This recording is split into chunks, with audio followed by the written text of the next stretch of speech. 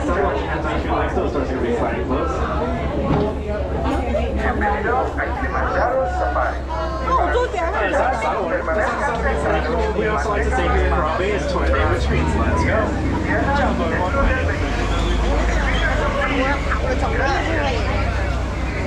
Jumbo, everyone.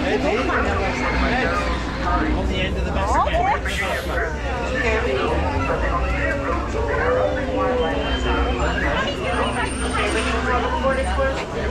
He wants to see flamingos, hasn't it? Go, go, go, go. My big one. Yeah.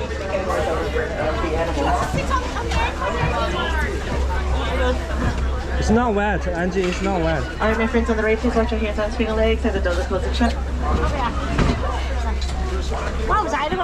Now? Position of any human. Okay, yeah. Pretty sensitive nerves. We don't want to scare them away. That way we can observe these wonderful animals from a safe distance. And if you look above your head, so I'm sure you've noticed there is an animal spotting guide. That way you can be able to look out for any animals that may be able to come across or anything. Alright, now the first place we have just entered this is the forest. Now over here at the left of the horns and the beautiful chestnut coats, these are the eastern mountain bongos. You see? These animals without the horns, they have a light tannish gray coat. These are the greater cooties. Why? Over here to the right by the tall bamboo trees, a couple of okapis. Wow, so many animals activity going on just in the interior forest. Now, as you've noticed, the kudos and the bongos, they have those fairly thin black stripes that run vertically across their coat, and that's natural camouflage for them. Now, both the males and females have those ingot horns of the bongos. It helps them deflect those branches in the dense forestation. Now these appear to be female greater kudos because they do not produce horns, while the males definitely do. And those okapis, they've been commonly mistaken to be similar to a zebra, as you can see based on those striking stripes on their legs. But their closest living relative is actually the giraffe, since they have similar cranial structure and build. Oh, far back over there we have spotted a black rhinoceros. The black rhinoceros, they have that prehensile V-shaped pointed upper lip. Oh, not one, but two black rhinoceros. There's another one right over here, closer. Prehensile meaning that they can grasp with their lips, making them browsers of the forest. They can browse on those trees, shrubs, and fruits. And they are more solitary rhinoceros species.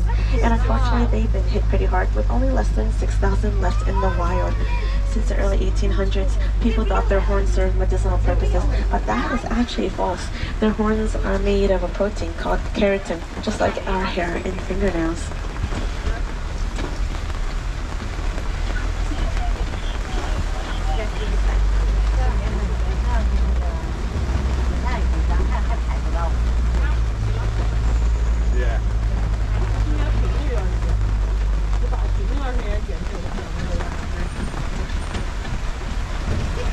Now it doesn't look like we see any other animals out here, so we can head on out of Eternian Forest, making our way towards the Safi River.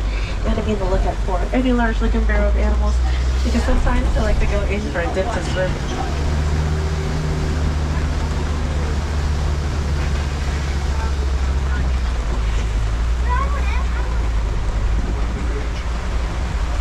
Now those large white birds with the long beaks, these are the pink-backed pelicans. Oh, and a couple of Nile hippopotamus down below to our right. Pelicans. Don't worry, friends, if you can't see me, might be at this one or two more overhead.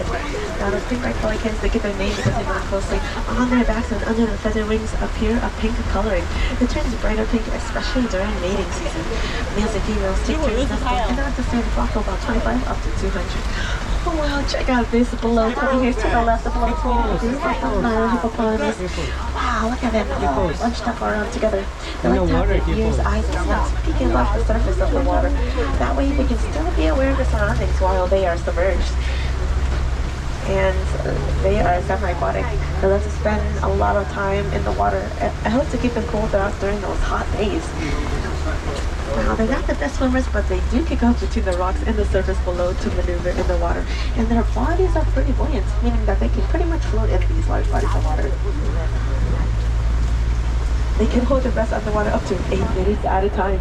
Crikey, down below to your left, these are the Nile crocodiles. Crocodile. Like floating over this crocodile bridge, which moves very slowly and silently.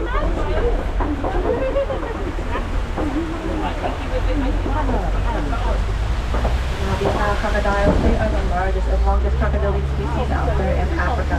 They can reach a length as long as giraffes are tall, up to 20 feet in length. Wow, that's one mighty crocodile. It looks like we're just crossing over the road over here. Those Nile crocodiles, we'll see them residing mainly in larger bodies of freshwater. And you can tell the difference between an alligator and a crocodile mainly by looking at their snouts. Alligators have a rounded snout with an overbite, while crocodiles, they have a V-shaped snout with striated teeth with an underbite and an overbite. And this is the famous baobab tree, commonly known as the upside down tree or the tree of life. Although it doesn't want to feel like this much life now, is it? That is because they are leafless 9 months into the year. But when they do sprout leaves and the citrusy fruit, they are certificated the ecosystem because they obtain tens of thousands of gallons of water at the base of their trunk. So animals would migrate towards these trees, take advantage of around them to obtain that water source. And this is the overlook of the Serengeti. Here you see animals just feeling in their natural habitat.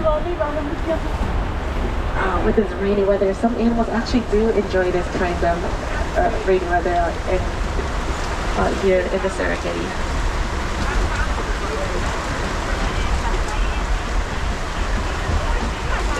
With the vast widespread grassland areas, animals definitely do depend on sticking together closely within a large number of herd or species in order to survive out here.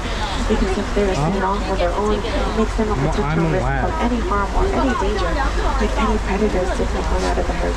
So sticking together closely because they are stronger in numbers, dependent on food and survival. Green jacket, I'm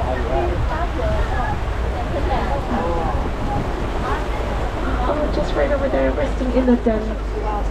These are the African wild dogs, also known as African painted dogs. They're just right over there. It's just for some shelter. They have those large silent-looking ears and their long, fluffy, white-tipped tails. They're unlike by a monogamous couple, meaning that they mate for life, led by an alpha male and an alpha female. It increases their hunting rate of about 80 to 90%. Sticking together in a tight-knit network pack, on average 40, even up to 100 at a time. Now those antelopes far back over there in the corner, those are the sable antelopes. They are the emblem of Harambe because, as you can see, they have those long, sharp pointed horns, and they're not afraid to use them if they have to stand up and fight against a lion. So they will display their horns when they feel threatened, especially to its predators. So they would continue to fight and they won't back down. And unfortunately, their numbers are declining due to habitat loss, human encroachment, and also being poached by their beautiful sable coats. Now, these large mounds that we're passing through here, these are termite mounds. They're made of mainly dung and saliva and harden in the hot sun like concrete. And also rub up against these mounds to get that nice itch and use them as a scratching post. Well, I've never been on a safari in the pouring rain before.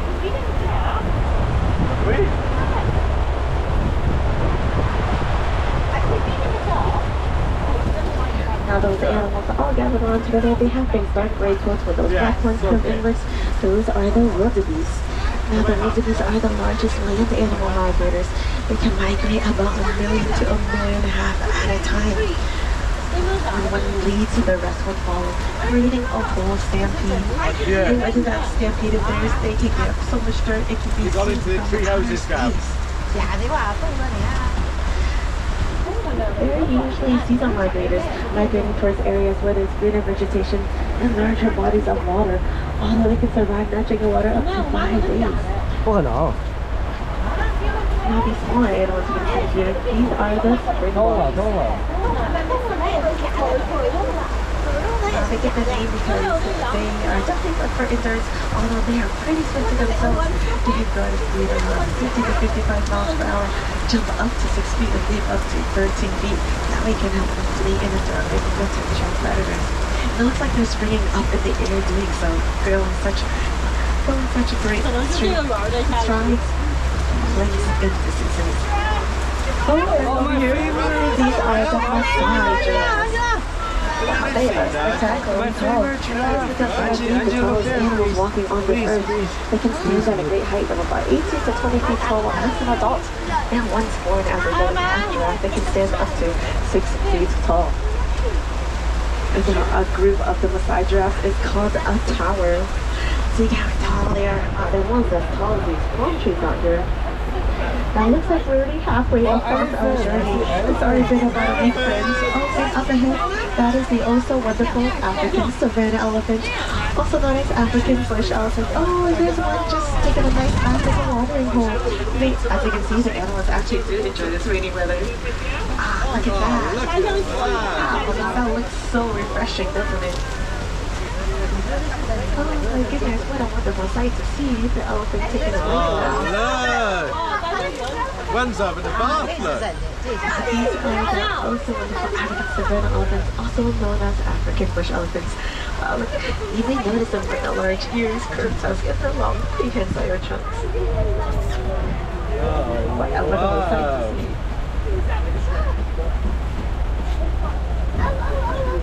see. It's a nice way to cool off as well. Looks like this road is closed. We're not taking that route. Let's just see what's back over here. And we did spot just a couple of the African savanna elephants. We might be able to spot a few more because elephants do like to travel in herds. Looks like we're gonna have to go pulley once again over this tilting bridge. Don't worry, friends, we've had pretty good look back over the crocodile bridge. It's not that hard to do the trick going over these bridges.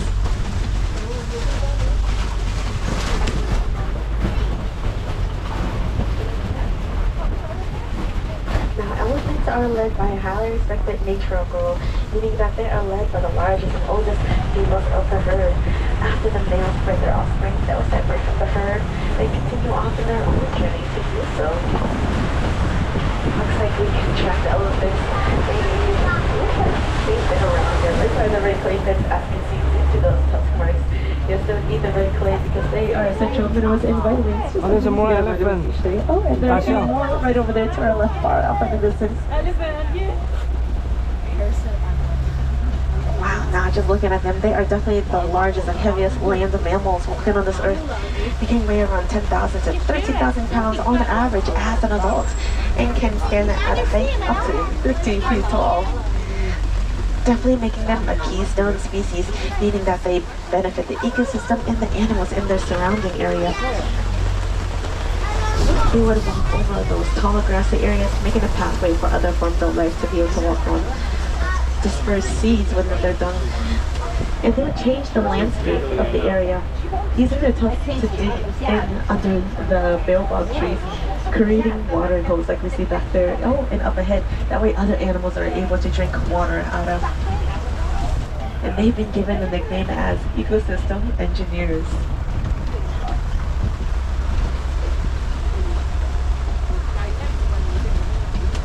You can see more elephants up ahead as well.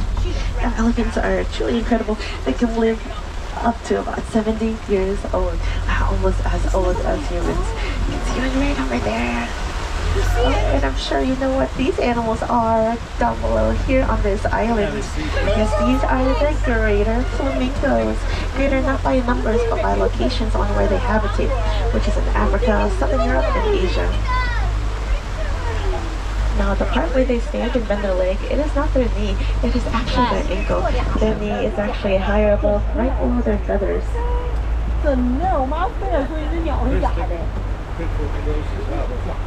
When they spread their wings out far and wide, their wings appear to have a vibrant pink coloring. Oh, you can see the elephants from here, a couple of them right there. Oh, it's so close. And the flamingos have black-tipped feathers. They like to stay in large flocks up to thousands at a time. And guess what a flock of flamingos is called? A flamboyant. Oh, and these are the southern white rhinoceros. Wow, it looks like a mother and its young calf, just about a couple years young. It's probably still nursing as well. Now, the southern white rhinoceros, they get their name not based on their color, because both black and white rhinos are indeed gray in appearance. The southern white rhinoceros, their name has been lost of the Afrikaans language. White meaning wide, because if you look at their mouth, they have a wide, broad, square mouth, making them browsers of the forest. They can, actually, grazers of the Serengeti, while the black rhinoceros are the browsers of the forest. Well, there are a couple photos on top over here to our right. This is like a peekaboo spot. And they are the most social rhinoceros species. A group of them together is called a carash. And it looks like they have been rolling around in that muddy area. They love to do so because it protects their skin. It acts as a natural sunblock for them. And it also protects them from insect bites such as ticks. We'll go forward for you and you can see a couple. Oh, about 2 of them just right over here. Just resting as well. One laying down there. Pretty social animals. Oh, and over here to the left, the world's fastest land mammals. We have spotted the cheetahs. Oh, wow. Now, cheetahs can go at a top speed around 60 to 70 miles per hour in just about 3 seconds time. As fast as Disney's Hollywood Studios Rock and Roller Coaster. Right when you lift off, now that's a side-by-side for comparison. Now, they can only maintain that speed up to around 30 seconds because it can really wear them down and it can be fatal to their organs. So they are indeed phenomenal sprinters. I still don't think it's wild if you're driving 60 on the highway. A cheetah can be running right next to you going at that same speed, and that blows my mind. And they are diurnal, meaning that they are active and hunted during the daytime. This is the kopi, where animals like to climb up on the kopi to keep up with their herd or species, or scout the perimeter in case there may be any danger lurking nearby, like any predators. That one really fun on top of the kopi, they have a nice overview of the land.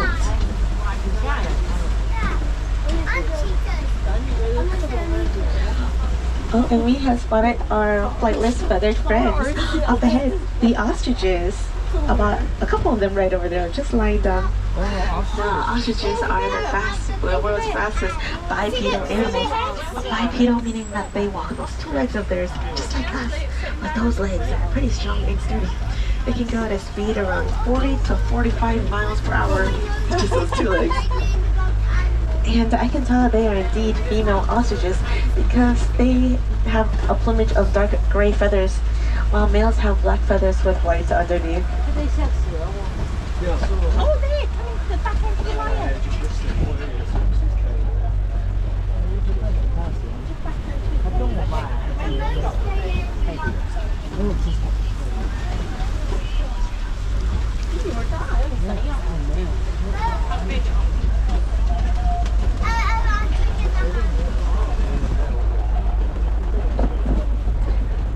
And the ostriches, they can stand at a great height up to 9 feet tall.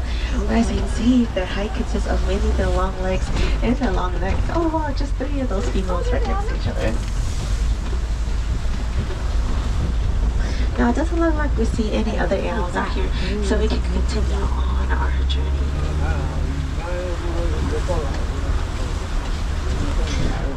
Oh, and it looks like there's a nest of ostrich eggs down below to our right.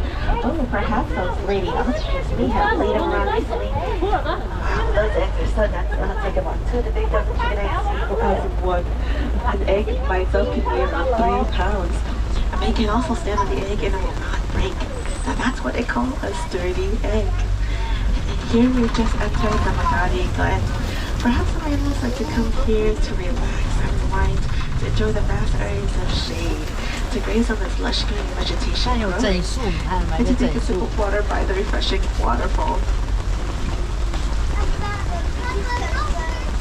And right along this fenced-in area of the ranger station, these are the Nigerian dwarf goats. Oh, you can see they're just right under the rooftop, gathering around just to be under the rooftop for shelter. Now, they are definitely very social, playful, and adorable creatures, aren't they? Local farmers rely on having them because they're able to maintain the grasslands, keeping them nice and short. And their dairy is actually high in nutrition and low in fat. Nothing more efficient and less costly than having dairy cows. So even if they do not consume their dairy, they'll definitely be able to produce and sell them. That way, their farmlands will continue to flourish. Alrighty friends, and that concludes our safari tour guide. I can't believe 2 weeks has flown by so fast, hasn't it? We're able to see so many different animals in many different habitats. We're able to witness the largest, fastest, longest, tallest, most incredible animals out there in Africa. And I'm sure you have a favorite animal in mind. We always want to continue educating ourselves, opening up to the beautiful world around us. And you know you can definitely do your part in wildlife conservation because it truly makes one person to make all that difference. By the waterfall, anyway, let's stay hydrated. This is a drink water every day. You can do your part in wildlife conservation by supporting the Disney Conservation Fund. of your donations goes directly towards nonprofit organizations that we partner with across the globe. It's simply remembering your 4 R's: reduce, reuse, recycle, and replenish. You can reduce your carbon footprint by making a shopping list before you head out to the grocery store. Reuse your shopping bags and water bottles, because we used to drink water every day. And do you know that you can recycle those old or used phones and tablets, because there is a special natural mineral in those electronics called coltan. That way humans would not have to invade, mining into those animals' homes, causing habitat loss.